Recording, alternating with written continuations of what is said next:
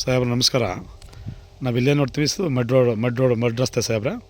ಡಾಂಬರ್ ರೋಡಿಂದ 1 ಕಿಲೋಮೀಟ್ರ್ ಇರುವಂಥ ಜಾಗ ಸಾಹೇಬ್ರೆ.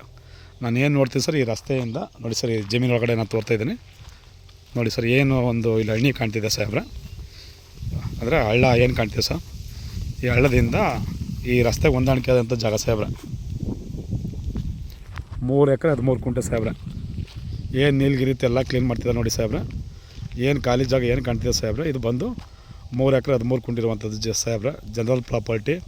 ಮಳವಳ್ಳಿಯಿಂದ ಒಂದು 13 ಕಿಲೋಮೀಟ್ರ್ ಇರುವಂಥ ಜಾಗ ಸಾಹೇಬ್ರೆ. ನೋಡಿ ಸರ್, ಈ ರಸ್ತೆಗೆ ಹೊಂದಾಣಿಕೆ ಆದಂಥ ಜಾಗ ಸಾಹೇಬ್ರೆ.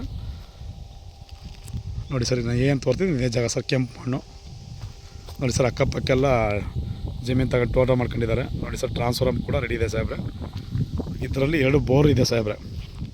2 ಬೋರು ಕೂಡ ರನ್ನಿಂಗು, ನೀರು ಚೆನ್ನಾಗಿದೆ ಸರ್. ಮಳವಳ್ಳಿಯಿಂದ 13 ಕಿಲೋಮೀಟ್ರು, ಬೆಂಗಳೂರಿಂದ 115 ಕಿಲೋಮೀಟ್ರ್ ಆಗುವಂಥ ಜಾಗ ಈ ರಸ್ತೆಗೆ ಮಡ್ ರೋಡ್ಗೆ ಇರುವಂಥ ಜಾಗ ಸಾಹೇಬ್ರೆ. ರೋಡಿಂದ 1 ಕಿಲೋಮೀಟ್ರ್ ಇರುವಂಥ ಜಾಗ. ನಾನು ಏನು ತೋರ್ತಾಯಿದ್ದೀನಿ ಇದೇ ಜಾಗ ಸಾಹೇಬ್ರೆ. ಏನಿದೆ ಕೆಂಪು ಮಣ್ಣು ಎಲ್ಲ ಕ್ಲೀನ್ ಮಾಡ್ತಿದ್ದಾರೆ. 1 ಎಕರೆ 13 ಕುಂಟೆ ಇರುವಂಥ ಜಾಗ ಸಾಹೇಬ್ರೆ. 3 ಎಕರೆ 13 ಕುಂಟೆ ಸಾರಿ ಸರ್.